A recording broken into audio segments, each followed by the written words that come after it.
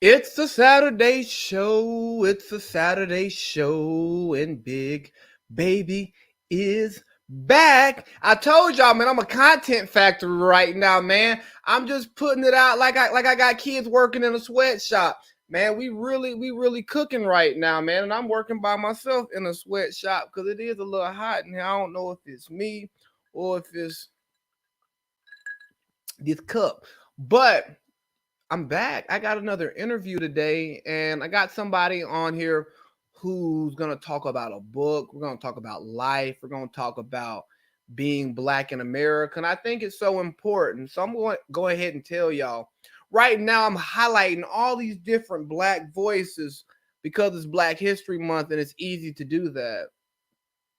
But what's important is we can't confine this to just Black History Month. I want Black people to know this is a platform in which you can come use your voice and speak. But before we bring this young queen on, hey, it's the big baby. And I'm back. And I got a guest.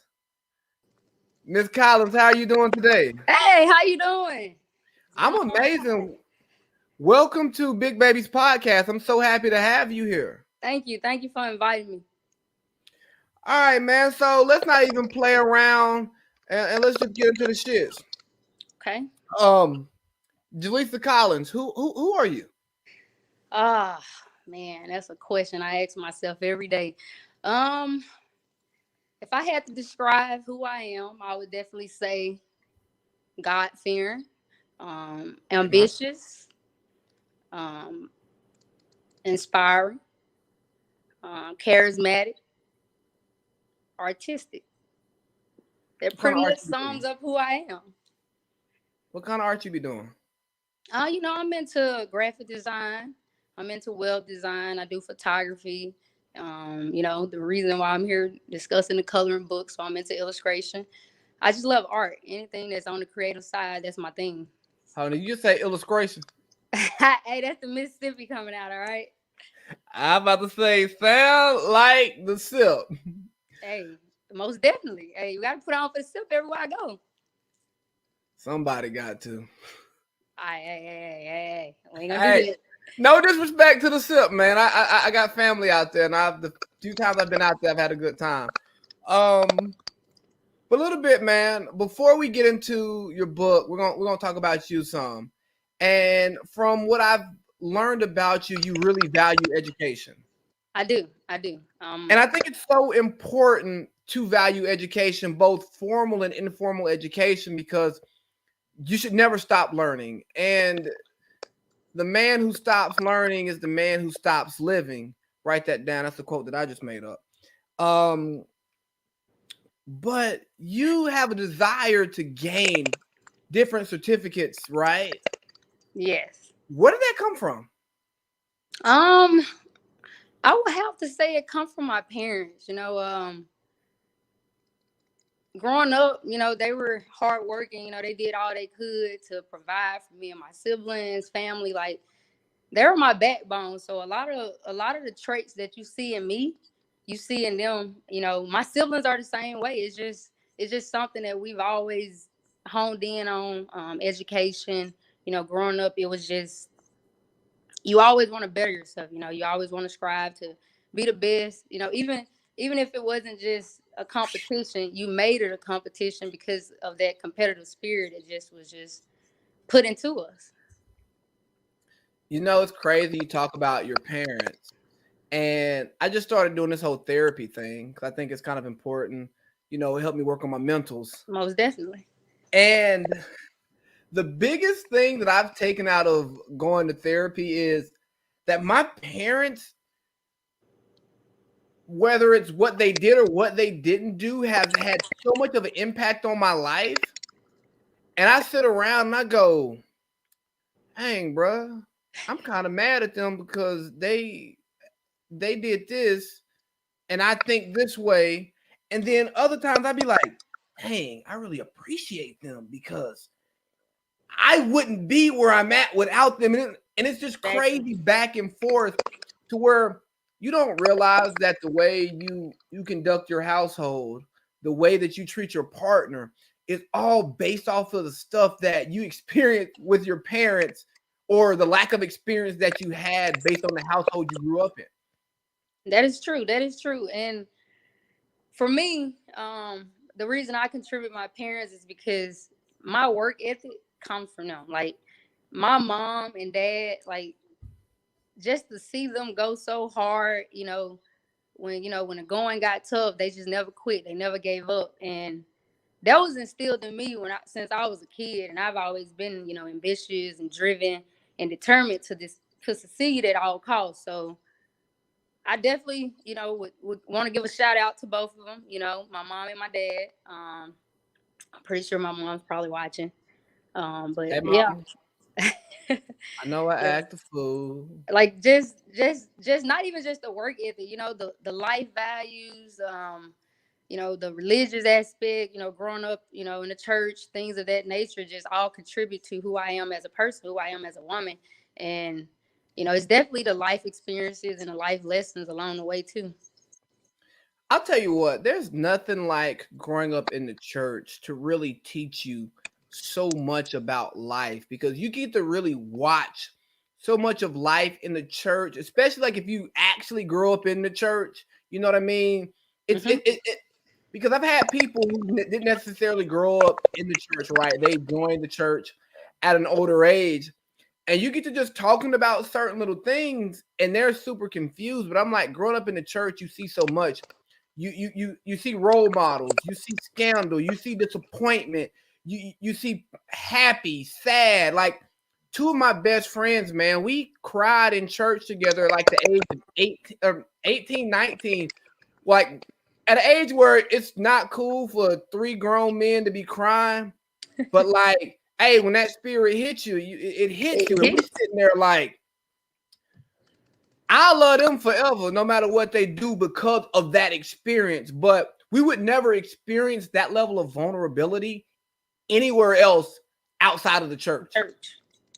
Amen. I agree. I totally agree. Like I feel like a lot of the things you learn growing up and like what you take, everybody kind of pick and choose what they want to take and throw into their little toolbox. But a lot of the stuff, you saw in the church, that kind of molds you into the person you end up becoming. And I always give thanks to God. Like obviously, like He's the forefather of my life. He's the head of everything I do. I can't do it without Him. So you Praises definitely don't want to forget that religious aspect. Absolutely not. And even with people who may not share the religious values, those who may not subscribe to the religion, man, it if nothing else, religion teaches you morals, like just teach you how to be a good person. Even if you get away from it as you get older because some of it doesn't make sense to you, it's still something that's like, you know what? You should just treat people right. But let's get back to the education thing because again, I love education. So important. At some point in my life, I want to be an educator, whether it's formally or informally. How has it shaped you as a person? Um, that's a good question. I would have to say it made me look at life from a different perspective. It provided me with so many opportunities where a lot of people where I'm from didn't, get to experience. So I like to use education to inspire and teach and motivate others that they can do the same. They can have the same, because the opportunities are there. And I'm just one of those people that when it come knocking, I'm answering, and sometimes I don't wait for it to come. I'm going to it. Like I'm always looking to, educate myself, better myself. I'm back in school now, and I don't even know why. It's just one of those things that I just love learning. I love picking up new things and learning new things. And, even if you don't become a subject matter expert in it, just having that baseline of knowledge and, the fundamentals can take you long ways and open new doors for you. So for me, every day is a learning experience. I'm always looking to learn and do something different every day. So, what are you studying right now? Since you said you're in school. Law. Law. Ugh. It's a big term from all my past degrees, but it's something I've been passionate about my whole life. I've always wanted to be a lawyer, and now that I'm out of the service and I got the time and the freedom, I enrolled in school and I'm studying law. I'm sorry, you sounded like somebody auntie when you said now that you out of the service. Yeah, Hey, we're not telling my age here. no, we're not gonna get into the. If we're not gonna get into that, we're just gonna let everybody know you're not 45, even though you sound Nope. that way. Talking about, boy, I'm just back an when I old was in the soul. I'm just service, an old soul. I'm just an old soul. it's the sipping. You can't help it. I can't. So you've lived abroad, correct? Yes, plenty of times. Too So, much. so tell me about some of the places you lived in and how those places shaped you. Because I know I lived overseas for a little while, Okay. and in that time overseas, I just gained a different appreciation for America, but I also realized that living in America, living out of America isn't as bad as you may believe it to be if you have not left America, That because is we so true. lived abroad in the same place, and guess what? Everybody we met spoke English, and our Visa card worked everywhere we went. What more do you need? That is true. That is true. So some of the places I've lived overseas, Japan, that was my first one. Um, Bahrain, that was my Yeah, favorite. shout out Uh, to the kingdom. I've deployed overseas. I've traveled overseas.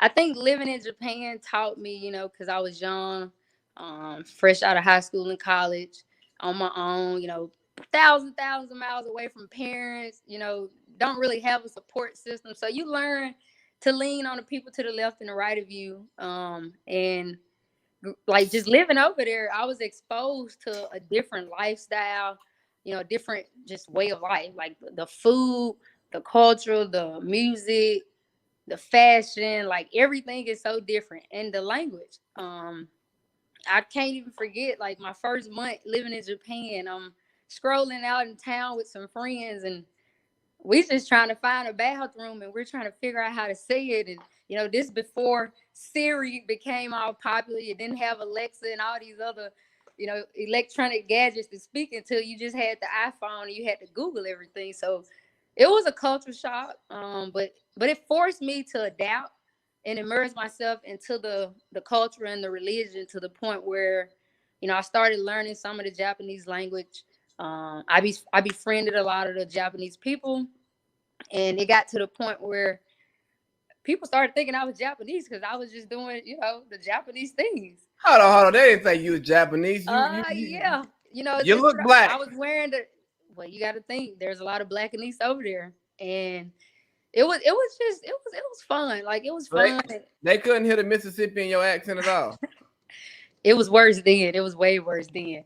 I can Um, I think that's how they knew. But other than that, I was just doing things that the native people was doing, and that was the best experience for me because it taught me how to appreciate life and appreciate what you have because there's a lot of poor parts overseas that people don't know about, just as well as it is here in America. But overall, most of those countries are in those states, so it's kind of like you learn to just appreciate everything, whether it's the shoes on your feet or the jacket on your back, it's just you're grateful and you look at where we're from compared to how a lot of them are living, and it changes your outlook, it changes your way of thinking, your values, your moral, like it just makes you kind of start to live with purpose and meaning behind everything you do.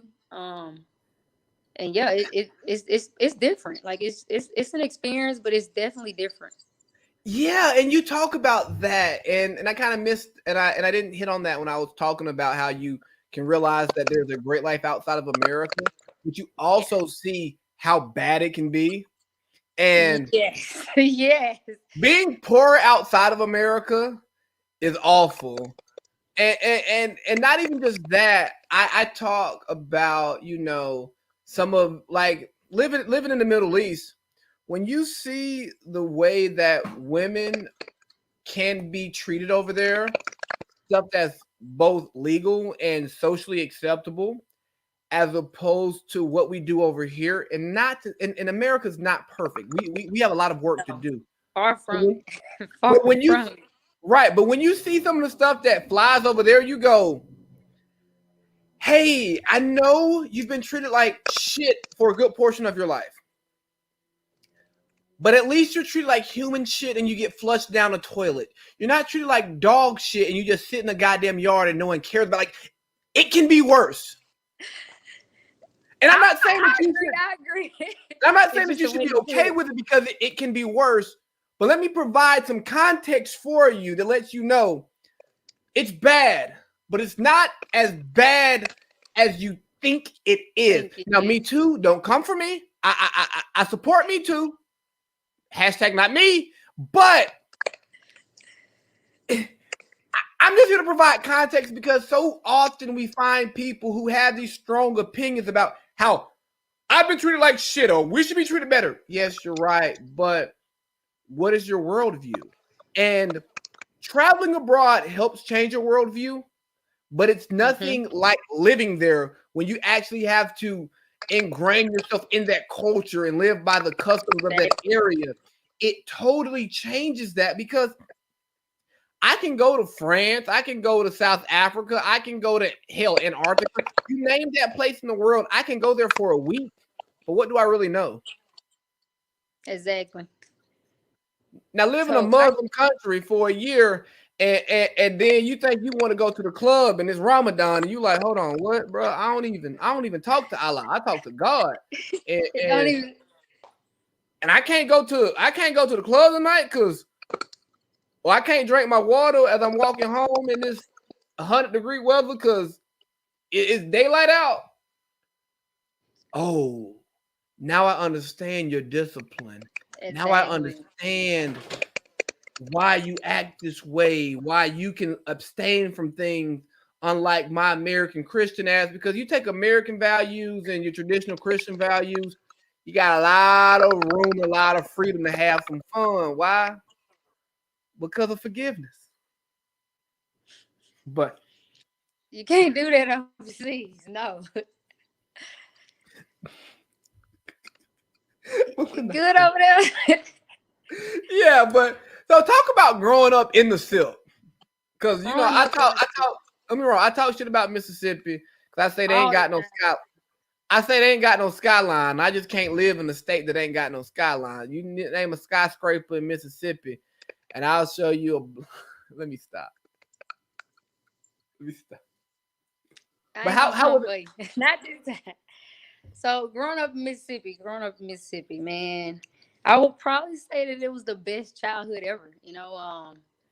You actually got to experience childhood. I feel like kids now don't really get to experience that. And for me, you get out of school, you got chores, homework, and you trying to hit the streets and go hang out with your friends, ride bikes, you trying to hoop, you know, you got water gun and water balloon fights every day. You know, it's just just the southern hospitality, the community. Everybody comes together, everybody knows everybody if you're not related to everybody. So it's very close knit. And you know, that saying it takes a village to raise a child, like it's never been more true than what I could say to explain growing up in Mississippi, because everyone looked out for each other. It was no matter where you went, somebody knew you, or they knew your brothers or sisters or your mom, your dad, your grandma. And then church, growing up in the Bible Belt, religion's a big thing, barbecues and, you know, family reunions, just everything was just all about hospitality, that Southern heritage. And that's what made it so awesome, because you didn't care how fortunate you were, or how less fortunate you were. You just enjoyed the moment. You enjoyed the people around you, the company you had, and like the things you had. And, you just woke up every day and do what you had to do and just get it done. And you know what? I can totally relate to your childhood because I grew up in Cartersville, 45 minutes northwest of Atlanta, but I grew up in the country of a country city, right? Which is why I'm comfortable making country jokes about people because I'm actually country as hell, Hmm. and I love being country. And I'm never shitting on anybody for being country because I love Hey, I'm country, proud. right? And you talk like you said riding bikes, and I'm like, bruh, I ain't talked to somebody about riding bikes in so long, and that's really what it was. It's you leave your house on your bike, and you don't even have a plan or nothing because you can't.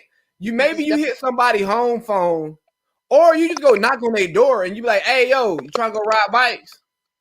I bet. And so let me tell you how country I am. I grew up on a family road, right? Like Mays Road, my family. So I could walk, ride my bike, or even drive when I got a little bit older, but not old enough to drive to my cousins' houses.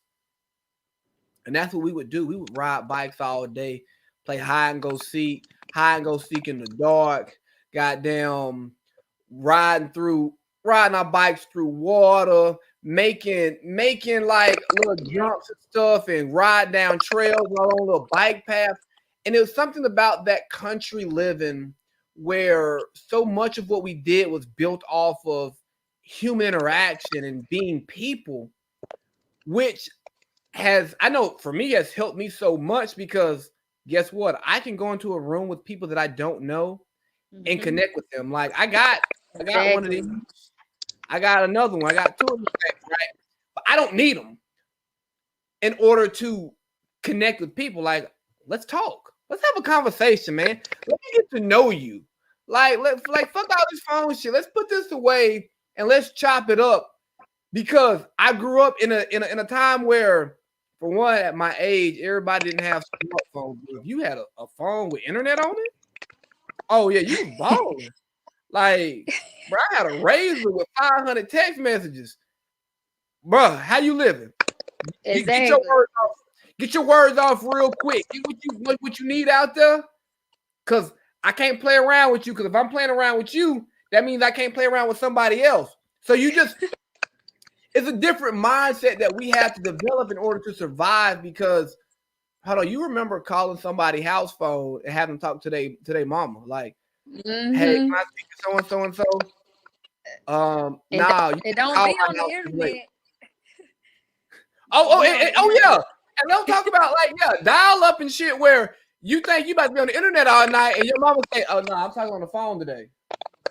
But I wanna play internet games. No, no, no, no, no. You can when I get off the phone." So all of that I think allowed us to have personalities and to become people and know how to connect with people. And I think that's getting stripped from society.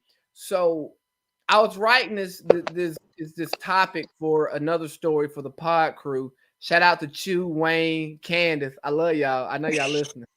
Um, and one of the topics was talking about how the internet, social media, Me Too, and now COVID has made trying to date people damn near impossible because there's so little human interaction that is natural that you can do and get away with. That's like what, like, bro, what do I do? I don't How? know The, how the to real question is, communicate. how do you do it? I know my way, but my way might get me canceled. No. No means no, and I respect that. Now I ain't that. You know what I mean? But like, you can't even touch a person's thigh no more. That's sexual assault. Speaking of which, I got something for you. You've been seeing a silhouette challenge, right? I have. I have. Have you made one yet?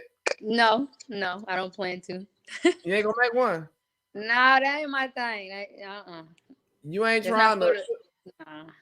You ain't trying to tempt the streets. You know what I mean? Nope, nope, That might nope. that might Look, drive people to the book. They might try to color you.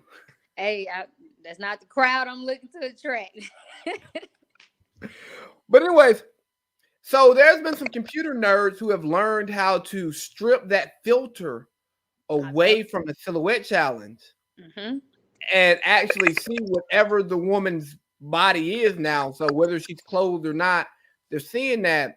And some people said that these people should possibly be charged for sexual assault. What do you think about that? Oh, this is a man. It's a touchy one here.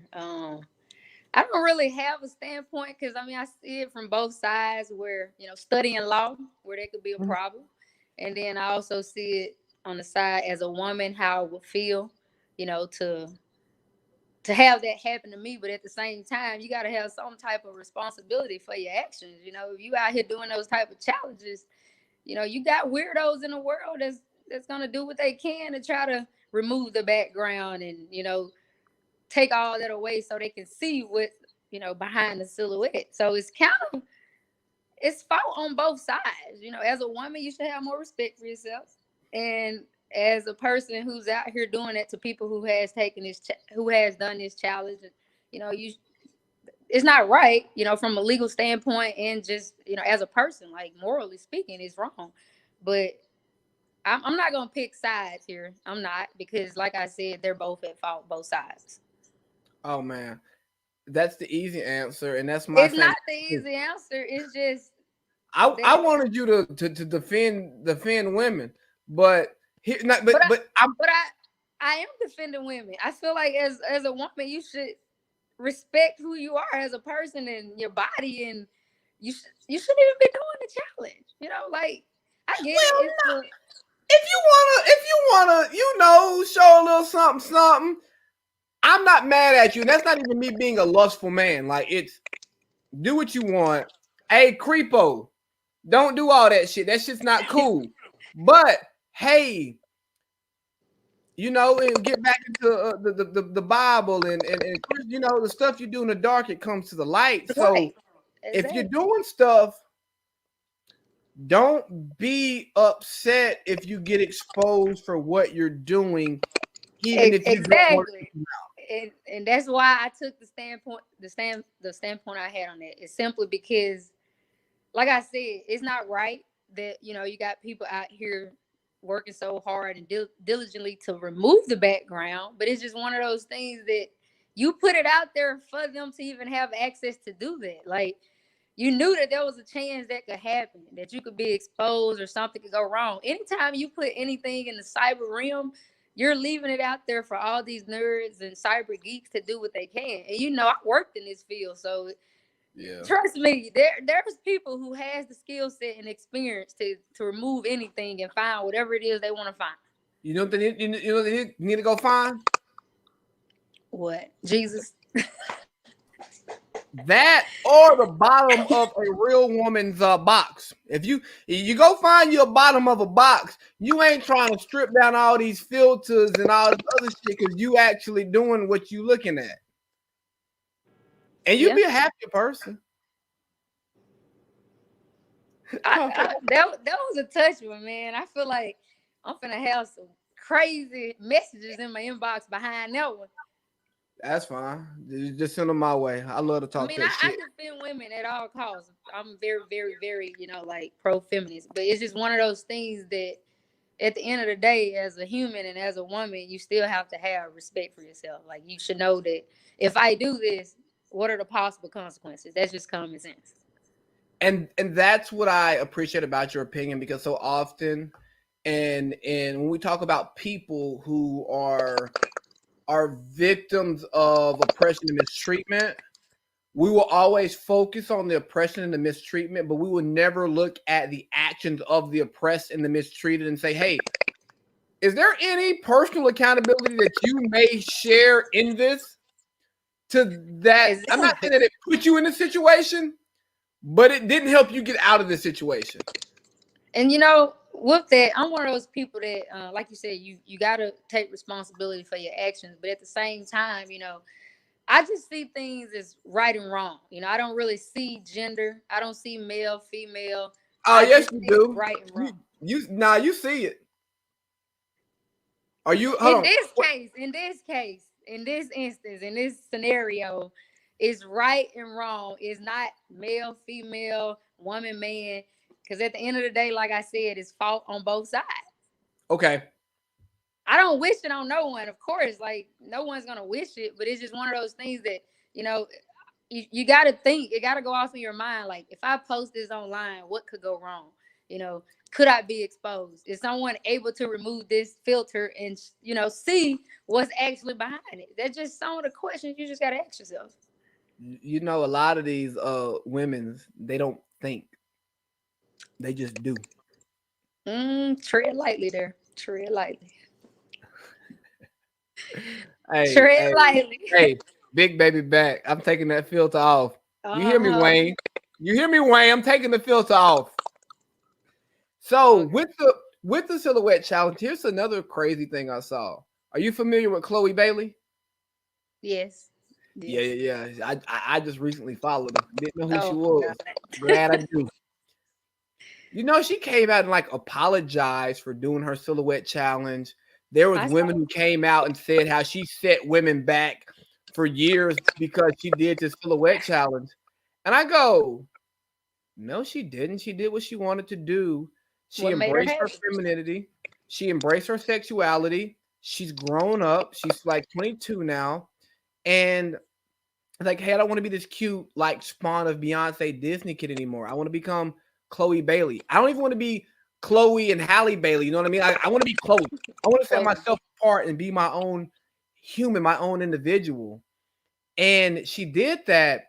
And for me to see a group of women saying that she set women back, it scares me into, is feminism allowing women to freely express themselves and be treated equally in life? Or is it we want women to act a certain way, and if you don't act a certain way, you are ripping apart what feminism truly is? I think it's along the lines of both. And the reason I say that is you have a lot of feminists who push a certain agenda. They like to push what they think feminism is, and then at the same time, when you have a female or a woman who does things that kind of strays away from it, that's when they kind of outcast other women. And like with the Chloe situation, I like at the end of the day, do what makes you happy. If that, floats your boat and that's what you want to do and that's what you thrive on, then by all means do it. At the end of the day, she's young and she's living in her truth. Like that's what it's all about.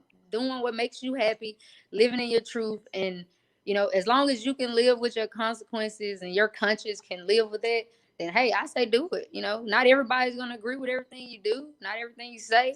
Hell, I fight these battles every day. There's a lot of people that disagree with me, but it doesn't stop what I'm doing. And I would tell any female the same thing. Like, do what makes you happy. Question for you. Can I rant real quick? Oh man. Can I No. rant? Go ahead. Go ahead. Go rant. Go. All right, so it's this beautiful thing called But Equal Rights. And I'm about to talk to Wayne, Candace, and Chew. Wayne, Candace, and Chew know about But Equal Rights. And we talk about wanting equal rights. But in that same vein, that same conversation, when somebody is talking about equal rights, but what they're doing goes against what we believe in, we want to stop it. It's like, no, no, no, no, no. Equal rights is the opportunity to fairly and freely do what you want to do, what you see fit, without being judged, admonished, or shunned for doing it. So for the feminists, for the LGBTQs, for the black people, for the people of color, the minorities, whoever you are, if you feel like you are oppressed, if you feel like your message is not being heard, guess what? Just because you feel that way about your specific message does not mean everybody in your community feels the same way. And you can't shit on them because they don't carry themselves the same way that you carry yourself while pushing for the same rights that you Right. want. Because if we want equal rights, if we want all to be treated the same, viewed the same, give the same opportunities, what we have to do is accept that people will do things that we don't agree with, that we don't like, and guess what? It's okay because we want them to be able to freely be themselves. You know what I mean? That's why I say, but equal rights. Like if a woman says to me, oh, let me think of a good example. Throw them just throw the male stereotype at me, right? And I go, well, I'm not that way. And I go, but you want but equal rights, right? You want me to judge you differently from female stereotypes, but you're gonna judge me off of a male stereotype. But you want equal rights, right? That's what you want. All right, I'm gonna give these equal rights, and I can equally talk shit about you, even if I support what you're doing. I can still talk shit because I talk shit about everybody. So don't get mad at me for talking shit because it's not that I'm shitting on what you're actually doing. That's just your personality. It's my personality. So everybody gonna catch this shit talk, but Jesus Christ, I got something else for you. Okay. You're a black woman, right? Yes. What's it like being a black woman in America? Woo, man, challenging. And the How so? reason I say that, you know, just being black, you already have one strike against you just for being black. The fact that I'm female gives me the second strike. So regardless of what I do, set out to do, or whatever I try to accomplish, or step out on faith and pursue, I already have those things that's lingering in the room. It's like the elephant in the room that no one wants to talk about. And you can look at this across so many different platforms, with jobs, promotions, politics, sports. There's always this glass ceiling that seems to be placed on women already. And the fact that I'm a black woman is like another glass ceiling. So I have to break the first layer to even get to the second one before I can even get in the same atmosphere with the men. And because of that, we have an even harder battle to fight. And it's mind-boggling. It's mind-boggling because a lot of people don't realize the stress that comes with being black already. And that is double when you're a female. Because believe it or not, in most things that we do, that we pursue, a lot of people have this belief that women don't even belong. And with me, I'm one of these alpha females that, okay, you approach me and feel that I don't belong, I'm finna show you why I do. That's just my competitive spirit. It's just my competitive nature. But it's something that we need to break away from because, it done lasted for so many years, decades and centuries to where it's it's becoming, I would say, now that we're in modern times, it's getting better, but there's still room for a lot of progress. A lot of progress. It's just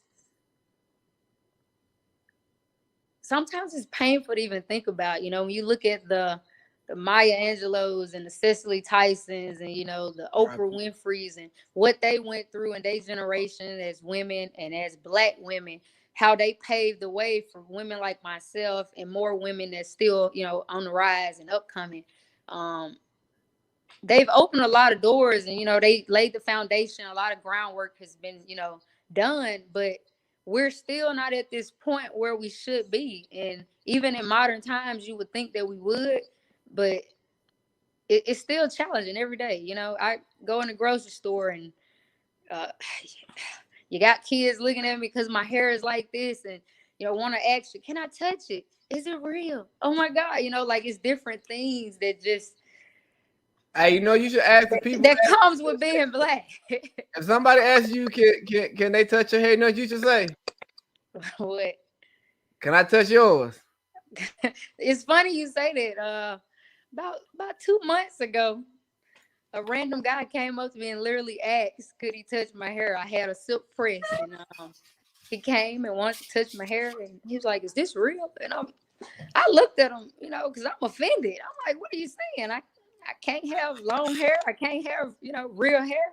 Not all black women, love weave and extensions. You know, we have natural hair and long hair, so it's just some of the barriers and some of the stereotypes that just come with being black. You know, like one of the ones I dealt with my whole life is, you know, my voice is naturally loud. So when I enter a room, people know I'm there. They know my presence because that's just my personality. And you But got a country accent. that too. So and it's weird because, you know, even on active, you know, people would always ask me to say certain words because of my accent. But it was just one of those things that you were always judged before people would even, you know, get to know you. Like, you know, I've been perceived as loud, obnoxious, mad, angry. You know, like I've been called a mad black bitch. You know, I'm mean, and it's just like, no, I just have an aggressive personality, and you know, I'm straightforward and direct and blunt. So because of that, my personality have always been um, perceived to be negative in nature when it really isn't. And then people get to know me, and they're like, man, you're not what I thought you were. And I'm like, wow, you know, like, whoa, it's Man, crazy. And that's how I would sum up what it's like being black. Because like I said, those first two stripes is, no matter where you go, they're still there. They're prevalent today as they were 50, 60 years ago, as they were 200, 300 years ago. So it's still something that we're, you know, trying to break through and actually get people to see us for us and not just our gender and skin color. You know, I don't want to just be a black female or a black woman, you know, like put my name with it, you know, like put meaning and purpose behind it. So that's just my rant on it. That's just my, you know, my piece. hey, no, and I totally understand it because really, when you got into the people saying, "I thought you were this one way, but I didn't know that," and here's what it is: you lived in your echo chamber, not you, them lived in your echo chamber all this time, so you've not been around people with different personalities. Hmm. I talk loud and I talk with my chest. Why? Because I'm a southern country, and where I come from, if you talking through your nose, you're talking like this, Yeah, ain't nobody gonna listen to what you got to say, and you yeah, can't you're talk. not gonna make it. And like I grew up cracking jokes. That's how I made friends. Like you talk shit, you flame motherfuckers' shoes, you flame what they got on, you flame their girl, you flame their mama. Like you really say some stuff. Like again, I don't do that anymore, but I grew up on that. You know what I mean? Exactly. But if you over there whispering your jokes, ain't nobody gonna hear them. Everybody gonna think you soft. So yeah, excuse me because I speak with my chest, right? Exactly. That And I'm boldness, that confidence. right, and I'm sorry that I got an accent because of where I'm from. And don't get me wrong, professionally, I've learned to mask my accent at times, not because I want to, but because I've learned that people assume that people from the South are dumb just And because we ignorant. speak our own version of English. Hmm. And like I got friends that look like the inside of my palm, right? Great people, but when they see me around people that look like the other side of my hand, right? And we get to talking, and I got them, and my accent come out, and they'll be like, "Man, Adam, I didn't even understand the words you said." Well, yeah, motherfucker, I wasn't talking to you. It wasn't for you to understand. It was for them to understand. We speaking the same language. I ain't gonna come over here and talk tight ass to them. Exactly. Hey, but back on this black woman thing, right? I got something for you. I saw this Facebook post earlier this week, right? It's a little bit long, but just work out with me. So this girl says, "This is how black men view us. Breaks my heart. Some can't handle us enough to feel this way. He ought to be ashamed of himself." Here's what him said. LOL, haha, black men want black women predominantly. It's just black women are not feminine. They are combative, and it's no way to build a family. Mm, I don't want a white woman, but I can see black men, 50% middle class, and single want white women because of that reason. Most black women just suck. Sorry, but it's true. And most black women are single mothers. N-words are in the business class don't want that shit, and that's true too. Traumatized? Question mark. The fuck? LOL, you women choose these thugs and want them the good black corny men to save y'all after it don't work that way. You're just talking out your mouth. Whew, that is that's a difficult one. Yeah, I'm a A black pass man on. said this now. I get that. I get that. I just think there's a lot of ill-informed people on both sides, and the reason I say that is he sounds like he's dated a lot of bad experiences, to where he now has this perception that all black women are this way. I wholeheartedly disagree. And then looking at it from the female perspective, I could see why she feel that way because I never understood how a black man could say things like that about a black woman, considering he came from one. So for me, I'm not picking sides. I kind of see why he may feel that way and why she feels that way, but it's just one of I want those you to pick a things that side. you want me to pick a side. Because you there's a side you want to pick, but you being PC right now. I want you to pick a side. No, it's not. It's just that just ain't my realm. I feel like everybody has their opinion. At the end of the day, you do have a lot of middle class black men and women that's pursuing other races and interracially dating, but I don't think what he said about the black woman is all the way true. Like just because he may have experienced that or seen that does not mean that that is how the whole like black female race is. Like that's not true. There's plenty of us out there that are damn good. They got our shit together and doing the damn thing. So I feel like he's like I said, he's ill informed on a lot, and when it comes to her,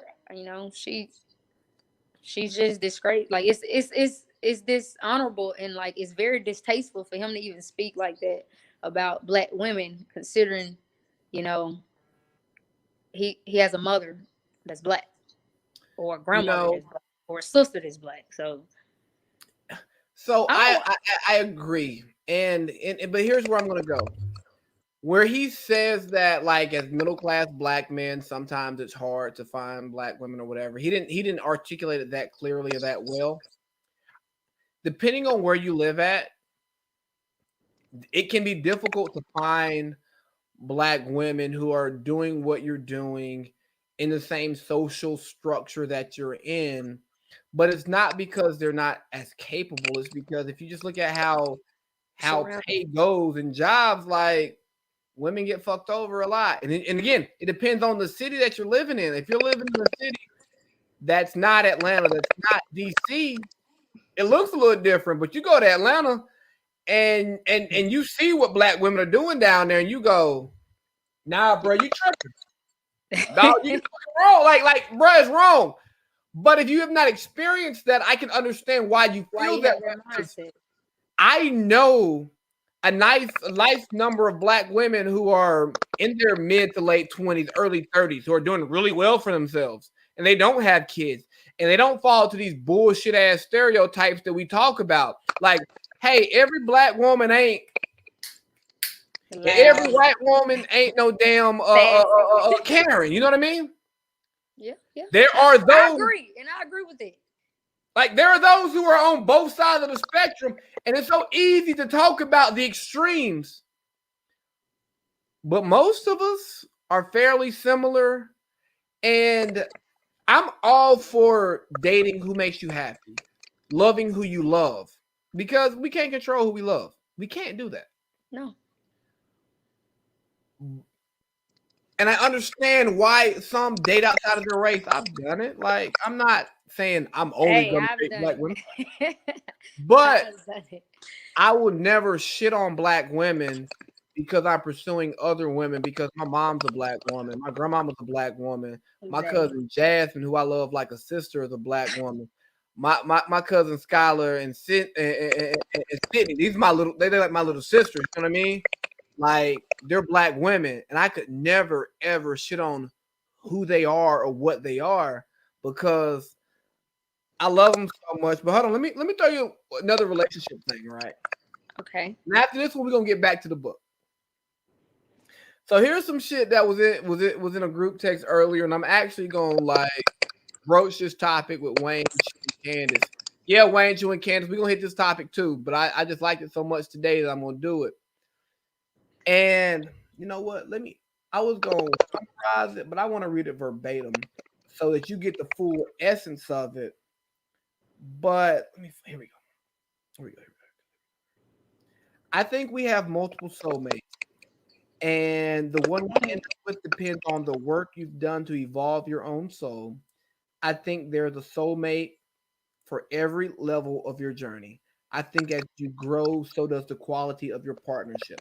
Before you respond, here we go. Mm. I agree with this.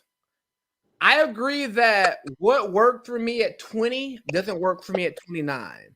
I agree that had I stuck with what worked for me at 20, I would not be where I'm at 29. I also believe that what was working for me at 25, 26, 27, 28 may not work for me at 29, and that's where I'm at. But in that time, in that season, that person was the right person for me and my soul.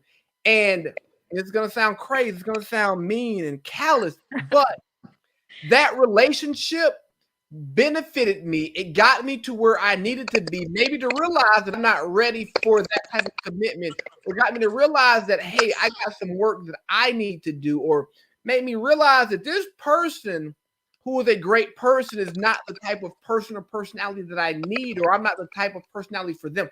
Something happened in that moment that was positive for the both of us, despite the heartbreak that could come with it, you know. But in that moment, you were the right person for me. You were my soulmate because I needed you, and I The hope moment. that you needed me.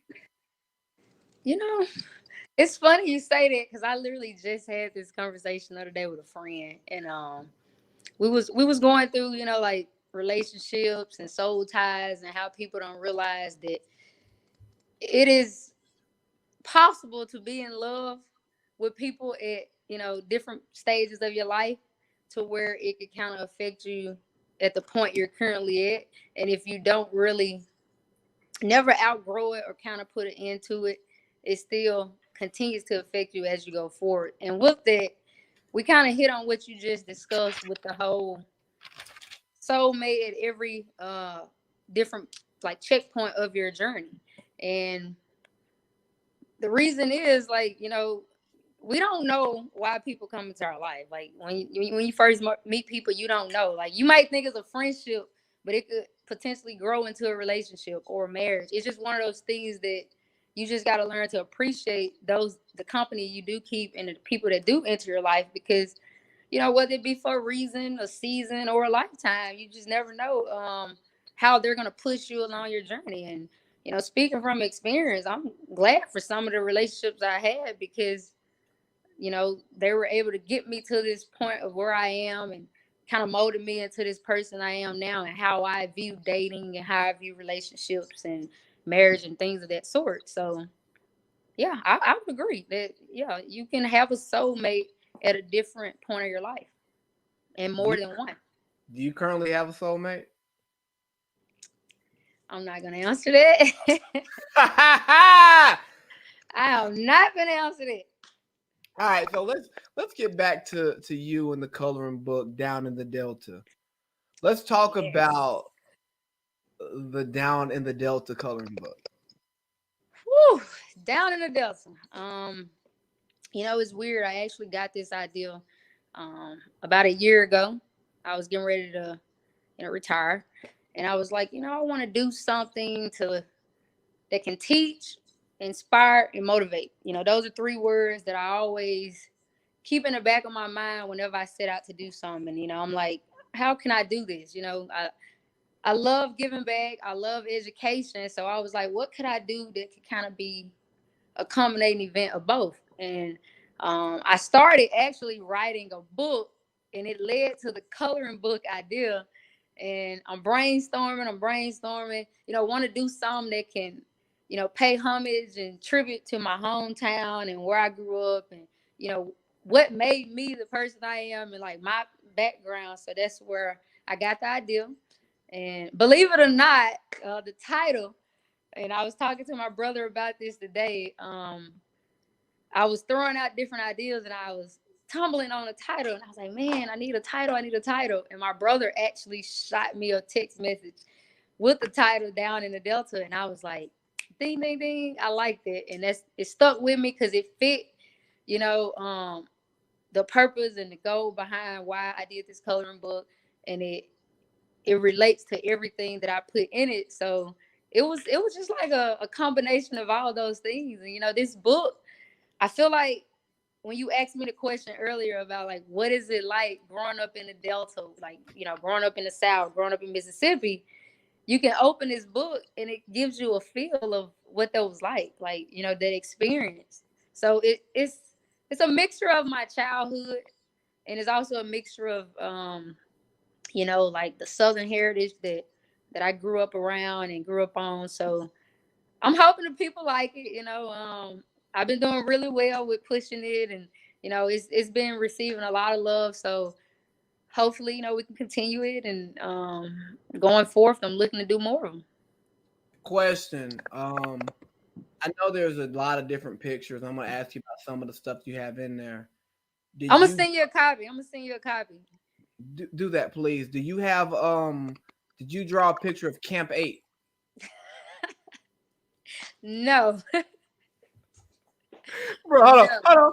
I just asked that with a straight face in my calm voice. You always comment. You always comment.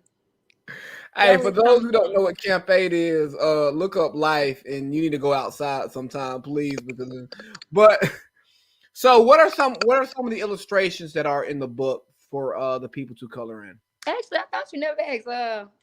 Do you mind if I show you one? Hey, look here, we got visuals for a reason. You said what? We got visuals for a reason. Hey, so I'll give the people a sneak peek for those that don't have a copy. Oh, sneak peek. Okay, we're talking about the coloring book. That's what I'm talking about too. So a lot of the graphics that I actually put in the book, it came from me coming home, and I've been away for the last like 11 years. So when I would come home visiting, I would act like a tourist in my hometown. Like I would go out and I would shop local. I would enjoy all the mom and pop stores and restaurants. I would go downtown and act like I was a tourist, as if I'd never been here. And my mom would always say, "I don't know why you act like a tourist, like you ain't grow up here." But it was just something that I It had been away changes from. though. You said what? It changes though when you leave It because it does, and I felt when like I go to I had to when I go to relearn yes, everything. because when I go to Cartersville, it be shit there. Like one time, one of my homeboys, shout out to Todd Dino, Frico, Listen, he like took me on a tour of downtown Cartersville. Mind you, I grew up in Cartersville but from the it's different. 18 I was It's there. different. And it's so different. I go, wow, we got some nice restaurants, some nice bars. Like, hold on, we coming Things up. have changed, and I'm so used to that childhood, teenagehood, like teenage lifestyle, to where now as an adult, coming back, and you got the hole in the walls, you got the little clubs and the bars that you couldn't go in, and the back alleys and stuff like that. So just being able to Shout come out to Cafe home. Soul and T Cole. That's the thing, like the soul food, the barbecue. So for me, I had to relearn my hometown. Like I was forgetting where things were at. Like I'm like, how do I get there? Like what is this? So every time I would come, I would take my nieces and nephews to some of the museums, some of the galleries, and just relearn a lot of the stuff that I already knew, but also introducing it to them. And with that, I would take pictures. I'm a photographer in my off time as well. So I would take a lot of pictures and, capture, our little skyline. And some of the art that's actually in the book is some of the photos that I actually took. So it's Oh, that's it's personal for me. So it's a lot of my artwork and some of the things that I would go around capturing, whether it was nature and building structures and people just smiling, just enjoying everyday life. And I just took a combination of those and illustrated it. And I was like, I want to put this in my coloring book. What made you go with the coloring book? Um, like I said, I'm very artistic. I love art. And believe it or not, as an adult, I find myself coloring sometimes, even when going to some of the restaurants, they give you the little things to color.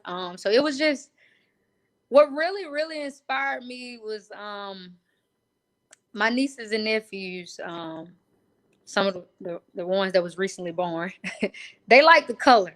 And Okay. every time I would come home, they would either be engaged on these little leapfrogs and these gadgets that, teach them their ABCs and everything else. And they would draw and, you know, skedaddle all over the paper and stuff. And I was That's like, that'll.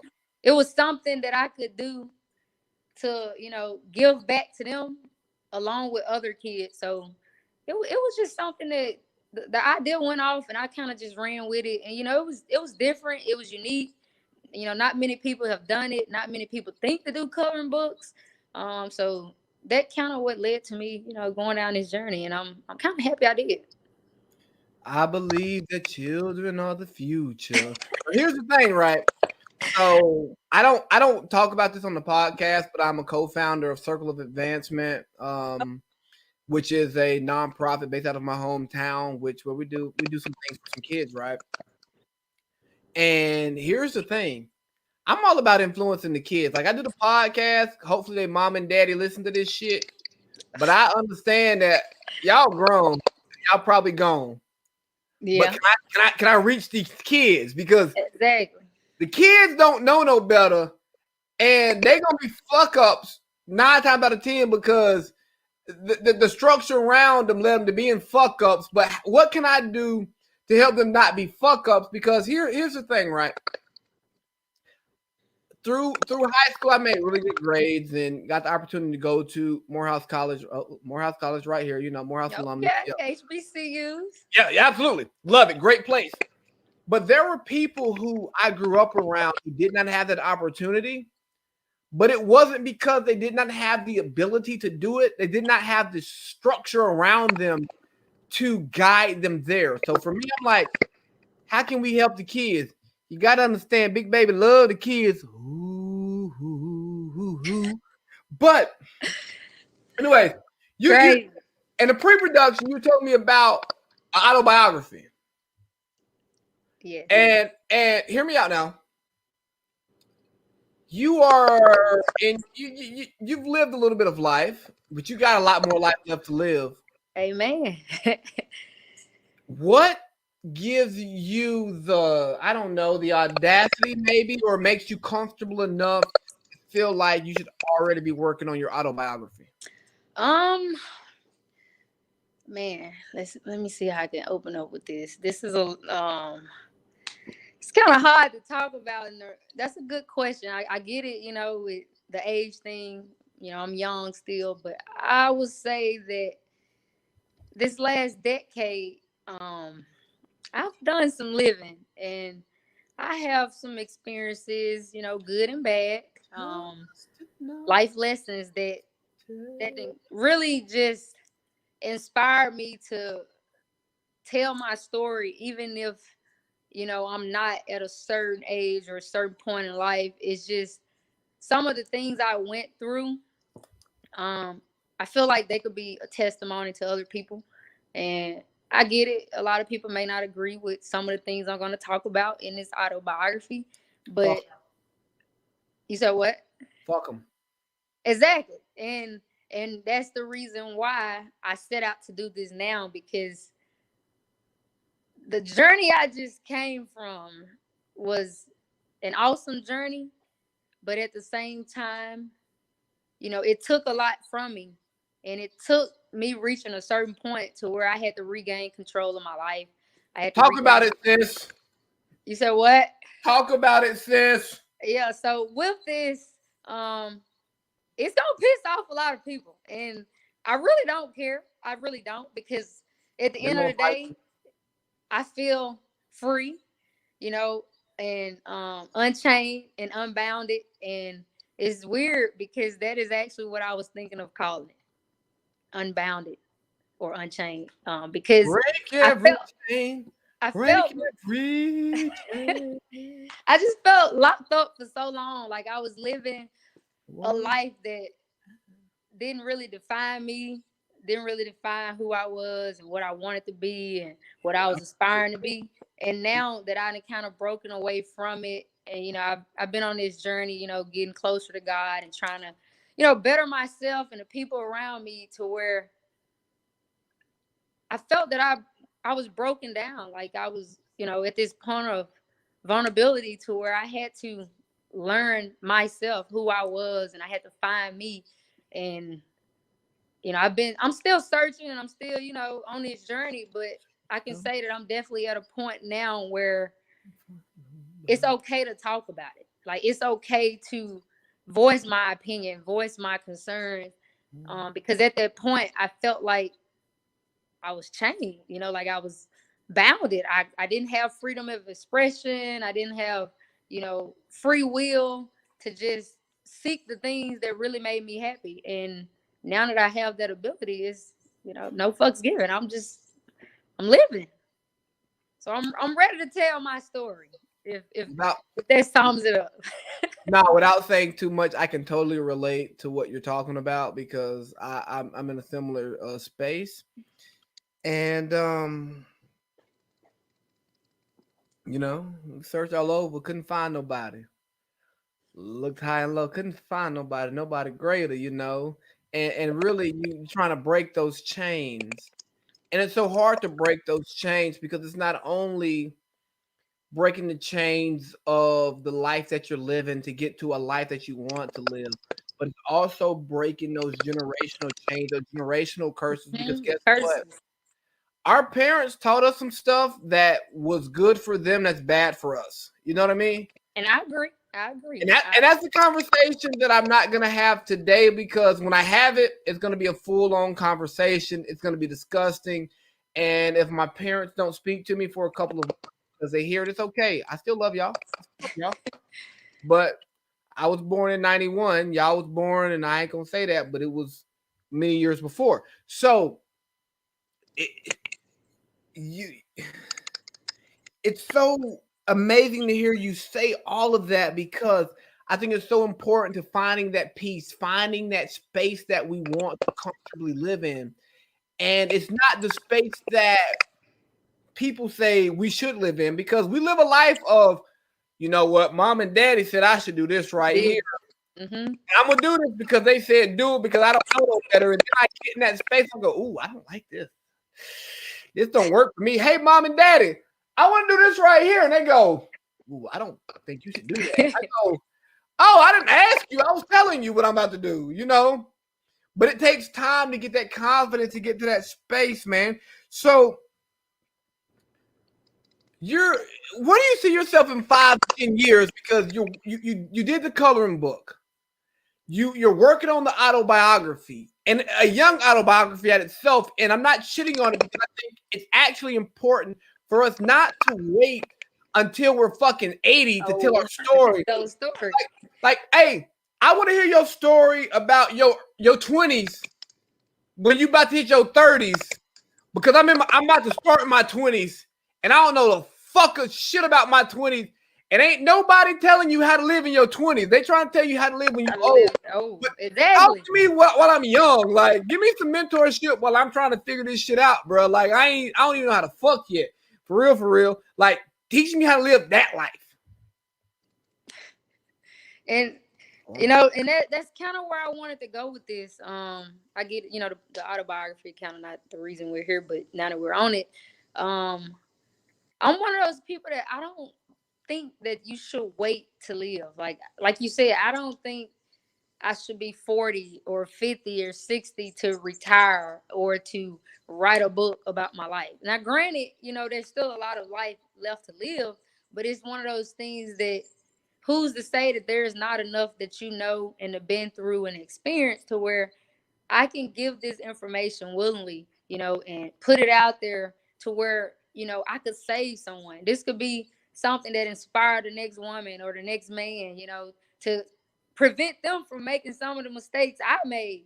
So I look at it as you can't really put an age, or like you can't really put an age on things. You can't really put a cap on it. It's one of those things that if I want to do it at 28, 29, or 39, hey, so be it. I could come back after this one and, create a series going into, the years I'm living now. It's just one of those things that I want it to be now because I feel like this is the perfect time.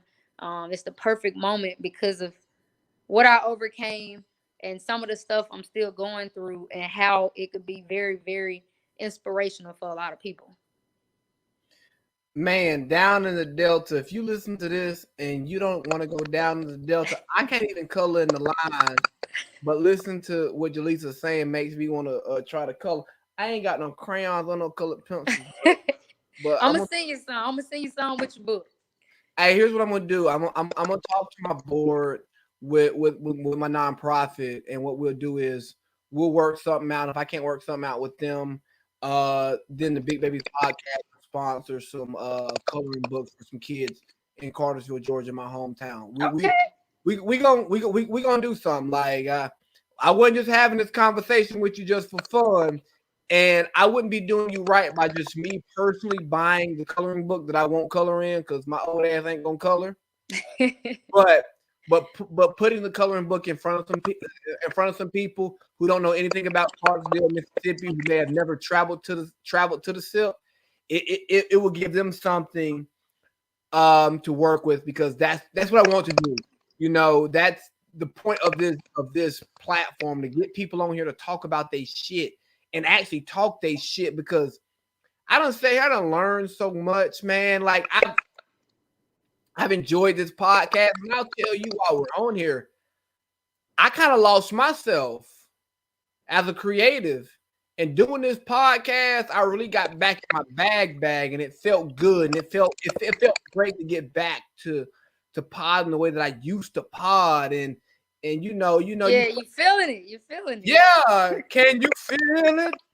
Can you feel it? But anyways, man. Yeah, because I tune in to your podcast, and you have some pretty good I got soft. I got soft. I'm not gonna lie, I love some of the conversations and the topics.